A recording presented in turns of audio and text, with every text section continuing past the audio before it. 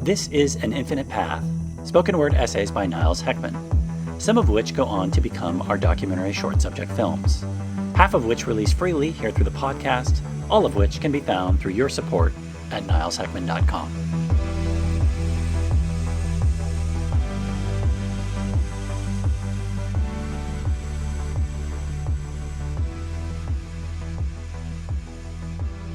Warning, contentious message ahead. If you are easily offended, have conventional political views, or are a stark dogmatist, please turn this off now. Most human beings in the realm of Earth are nice people. They are good-hearted folks who just want to live their lives and do the right thing. Credit is given where credit is due. However, because we are at a low point in the cell phone bars of consciousness going from, let's say, 2 bar in the scale of potential 5 bar signal, with our entire society being a product of imperial expansion, it has left much of our fellow mankind in the modern world in a reduced state. This reduced state is evidenced in the behavior of many human beings on spaceship Earth at this time-space vector. With every single individual who leaves Plato's cave, there are thousands more who have no interest in doing so. Yet, one could say, the times they are a-changin'. A term one could oftentimes use for the average person, Joe Sixpack or Sally Soccer Mom, who we've already established as not being malicious and likely quite well-intentioned, is a childish, asleep robot. This term may sound a bit harsh, but is very applicable for usage because if you are really honest and see things transparently and objectively, one can recognize that most people exhibit behavior which is acting juvenile while being in a state of waking sleep, engaging in machine-like behavior. Neotony is a term to describe childlike traits in adults. These are not so much applied to physical traits, but more mental ones. While oftentimes responsibility is associated with growing up, it's also misconstrued with having the joy and play and the innocence of youth sucked out of you, i.e. grow up so you can have responsibility and take the enchantment out of youth play, and live a rinse-and-repeat lifestyle of paying your bills. We're not so much talking about being responsible and setting noble goals to accomplish things, especially related to work, whatever your work may be, however authentic or not. We're talking about neotony in the sense of adults, air quotes, not having their own experiences to gain direct knowledge and wisdom via personal experience, but instead always having it given to them by others, mainly authority figures. We have a schooling system which does not educate and have little to no real initiations into adulthood, such as a spirit quest or shamanic initiation like the Native Americans and indigenous peoples oftentimes do, where you must have an experience, which usually involves extreme trial and hardship, which you must surpass yourself out of on your own to move from childhood to adulthood. So few people in technological first world modernity have their own experiences. Whether or not you were educated in the public or private school system, if you attended public elementary school to high school before attending a private university, for example, perhaps you were able to see through the charade of always being subservient to a parent-like adult figure to tell you what to do or what grade they deemed worthy of you based on their own opinions of your performance or how well you conformed, and their narrow-spectrum short-term multiple-choice standardized testing, all under rigorous robotic routines schedules dictated by the bell.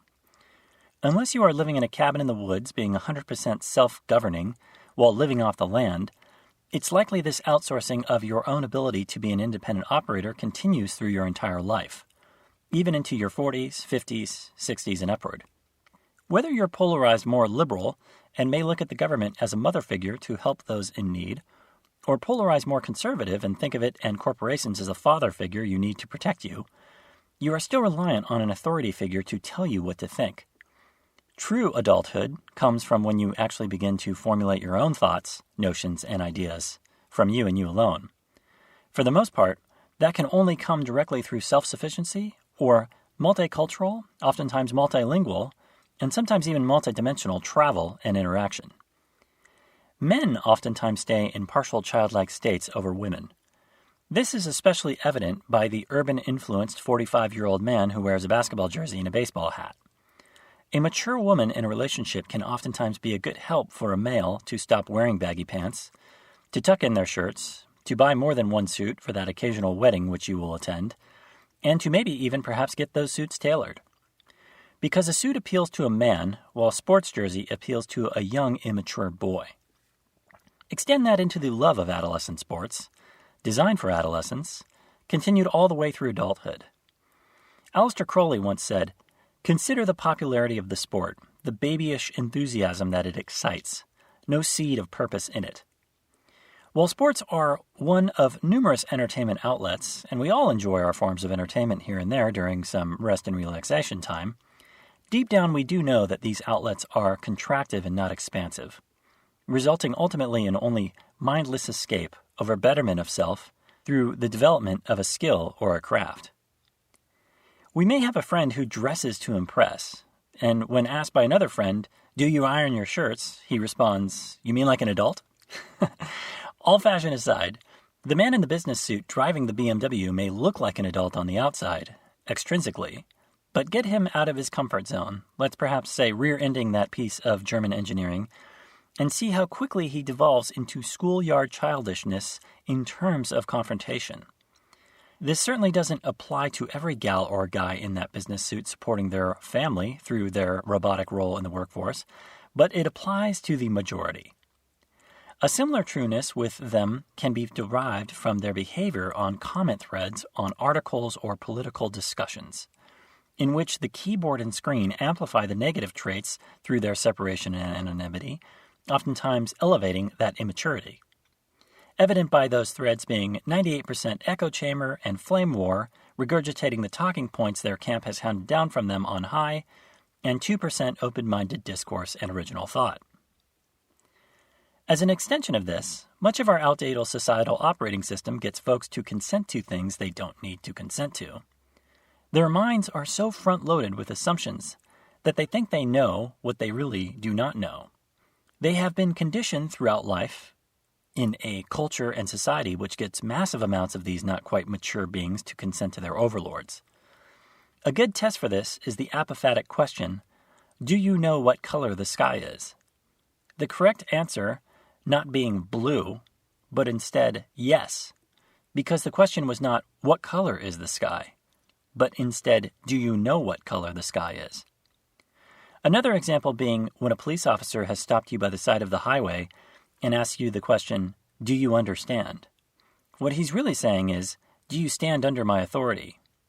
999 out of 1,000 people will say yes, while that one who has left Plato's cave will likely say, "Officer, I thank you for your service to the community. However, I overstand and do not stand under your authority." Achieving a level of being a conscious and awake woman-man is key. Folks think that waking up is realizing that the world is not as you thought it to be.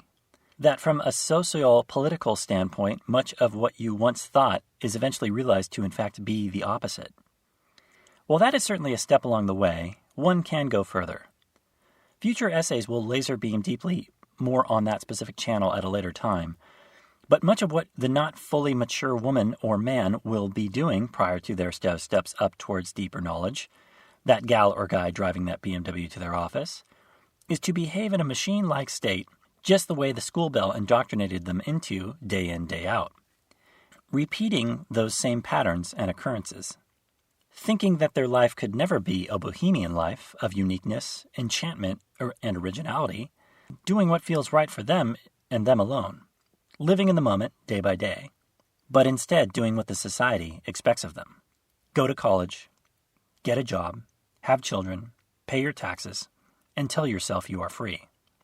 When in reality you are not free, because you are behaving like a robot and can sense the tidal wave of boredom always overtaking you. That type of person may be more like a cold refrigerated human asleep in their matrix pod, who is not the slightest bit awake to the potential true nature of reality and how magical the world is, but instead concerned with their role in imperial commerce, the buying and selling of commodities, or else having the standard 2.4 kids while themselves never achieving real adulthood. Children raising children in a society where we are all in the sandbox of maturity. The majority are not awake.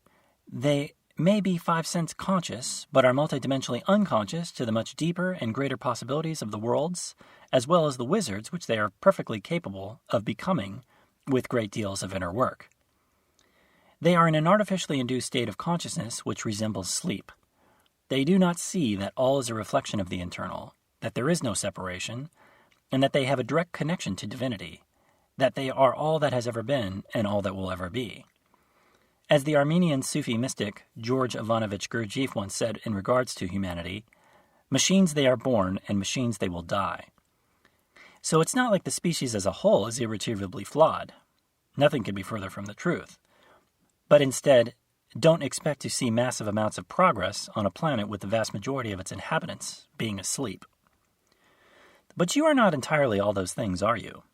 You realize some gradation of each of these traits may have been pushed on you in the past by the system of low resonance, but doesn't represent all that you are or all that you are interested in. You are reading or listening to these words because you know that balance of these traits discussed, the childishness, the asleepness, the roboticness, don't totally define you, do they?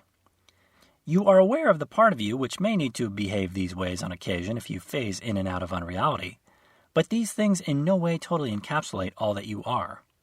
You are thus optimistic about the future because you see that optimism in yourself. The state, the culture, the country, the world may treat you like a robotic sleeping child until you, yourself, take it upon yourself to do certain things that prove to both them and you that you are ready to self-govern, that you are truly educated, that you can honestly, hand on heart, see what your overarching importance is here, and how you, as the most woke version of many of our brethren, may not see, perhaps much of our shadow occulted systems of commerce, law, business, banking, and government are actually designed to get you to continue growing up and taking your own responsibility into your own hands.